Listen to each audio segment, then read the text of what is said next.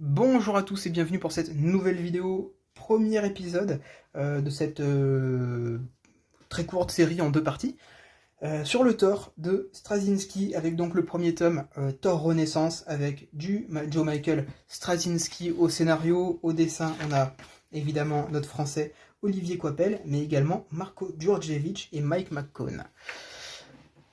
Donc on y va, on va commencer. Que se passe-t-il dans ce premier tome Thor Renaissance?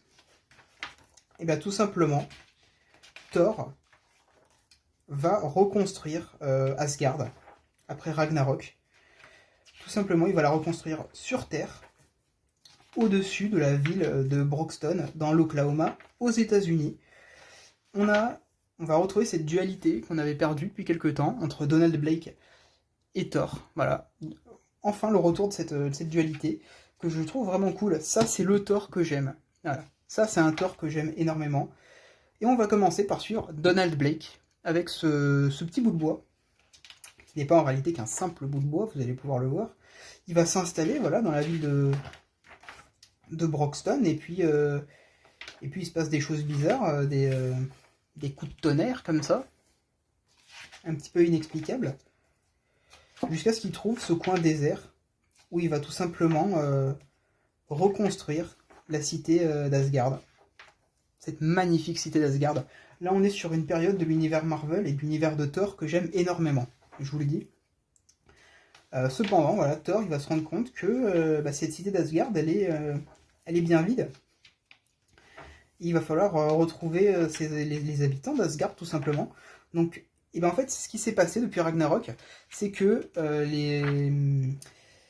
les âmes, les esprits des anciens personnages mythiques de la mythologie de Thor sont réincarnés dans des êtres humains que Thor va aller chercher.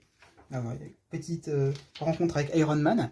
Les événements de Civil War sont encore forts dans les esprits parce que, vous le savez peut-être, Iron Man a construit une sorte de Thor androïde qui a tué Goliath. Du coup, Thor lui en veut un peu et va s'en suivre donc ce combat. Et Thor qui va mettre une raclée à Tony Stark qui va lui balancer cette petite punchline. Je sais plus où c'est.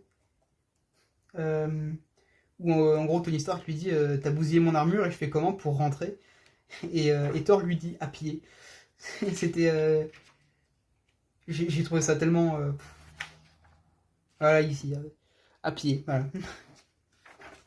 Thor ultra badass qui va donc retrouver voilà qui est donc Heimdall, l'esprit d'Heimdall qui était dans cet humain, ce civil, et Thor l'a tout simplement ramené. Et donc, voilà quelle va être la mission de Thor tout au long de ce run. Ici, on va se retrouver donc en Afrique, dans un camp de réfugiés, où il va se retrouver avec deux autres personnes qui lui semblent... qu'est-ce qu'il est stylé, quoi. Qui lui semblent un petit peu familiers. Il va se rendre compte qu'en réalité, il s'agit d'autres, voilà, même trois personnes. On a donc, je crois qu'on a Volstagg, j'ai oublié leur nom, Fandral et Ogun, je crois. Je crois que ça c'est Ogun et ça c'est Fandral. Vous me corrigerez si je me trompe, mais Volstagg, lui, on le reconnaît bien. Il y a un humour autour de Volstagg et de son poids qui m'a un peu fait rire, j'avoue, tout au long de cet arc.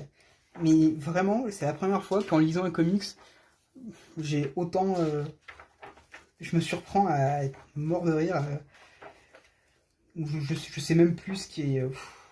je crois que c'est Ogun qui va faire des blagues sur le poids de Volstagg. Il faudra que j'essaie de vous le retrouver honnêtement. Mais c'est même pas des blagues en fait, c'est genre une petite pique comme ça, un petit peu marrante. Et... voilà, Volstagg qui comprend pas trop et qui demande qu'est-ce qu'un tout à l'égout, ce genre de truc. Oh putain. Volstagg, il est vraiment hilarant. C'est un personnage qui me tord de rire. On a cette relation voilà, qui va être entre ces deux personnages, qui va être développée un peu tout au long du run également. C'est quand même vachement beau quoi. Pour ce genre de planche. toute façon, c'est du Olivier Coipel, quoi. C'est magnifique. Là, voilà, on va voir cet arc au nom du père. Ou Thor, je crois. Voilà, on va le revoir ici. C'est fait littéralement battre par ce personnage. Ou alors, attendez. Ah, je dis une bêtise, je crois que c'est au moment où Thor va en fait utiliser toute sa puissance. Voilà, je crois que c'est ça. Il va utiliser toute sa puissance pour réveiller partout à travers le monde les esprits de ses anciens camarades, compagnons d'armes. Donc il va être placé voilà, pour un repos dans une sorte de sarcophage, et où il va redevenir Donald Blake, le temps de pouvoir se reposer. Petit arc voilà, où il va voir Odin, son père. Il va s'en suivre une discussion sur est-ce qu'il doit le ramener d'entre les morts ou pas, comme il l'a fait avec ses autres compagnons. J'ai vraiment beaucoup aimé. Là on a Jane Foster, qui n'a pas autant d'importance que ce qu'elle aura dans l'arc,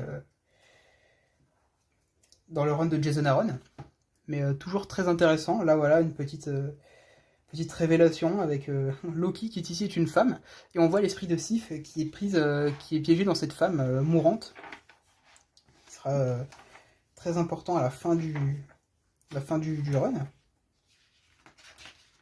Non, vraiment, c'était trop bien. Moi, j'ai adoré. C'était trop cool.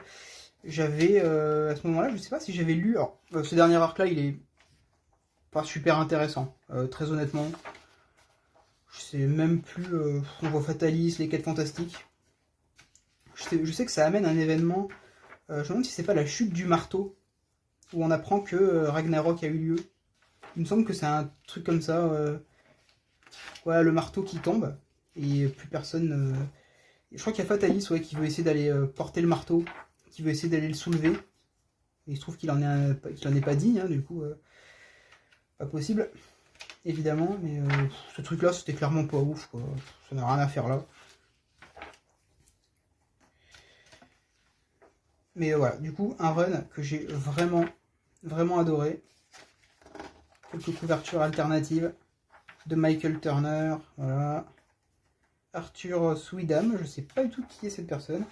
Gabriele Delotto, Ed McGuinness, J. Scott Campbell, Liber Nero, du fameux Olivier Coipel, hein, voilà, parce que bon, ça fait toujours plaisir.